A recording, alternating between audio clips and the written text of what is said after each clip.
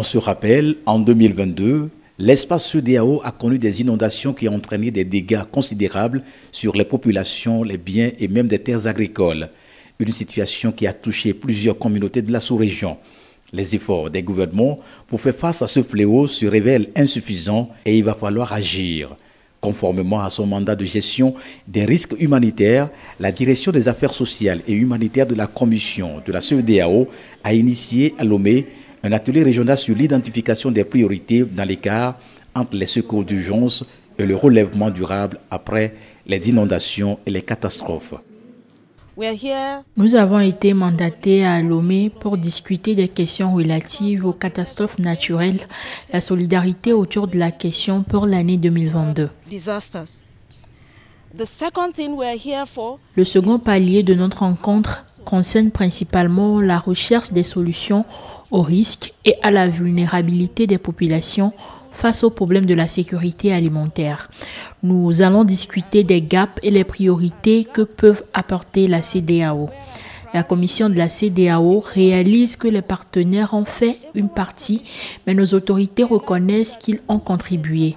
Nous espérons qu'à la fin de cette rencontre, nous soyons capables de trouver les solutions prioritaires pour réguler la situation dans tous les pays de la sous-région.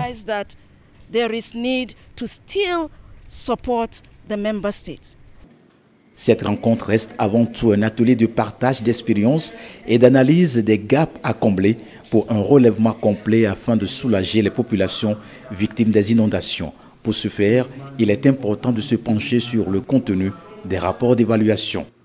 Vous aurez à examiner et à analyser le contenu des rapports d'évaluation des situations d'urgence de vos pays respectifs en vue d'atteindre les principaux objectifs ci-après. Identifier les priorités dans l'écart entre les secours d'urgence et le relèvement durable après les inondations de 2022 dans les États membres. Déterminer le rôle de catalyseur que la CEDEAO peut jouer pour soutenir les États membres dans le renforcement de la résilience des communautés aux inondations dans le cadre d'une approche intégrée et multisectorielle. Les gouvernements, pour leur part, s'engagent à œuvrer avec détermination pour accroître la résilience des populations et particulièrement celle des communautés vulnérables. Dans ce contexte, les gouvernements ont donc l'obligation de développer des stratégies de prévention en tenant compte de l'appui des partenaires au développement, mais aussi des observations issues de l'atelier régional de Lomé.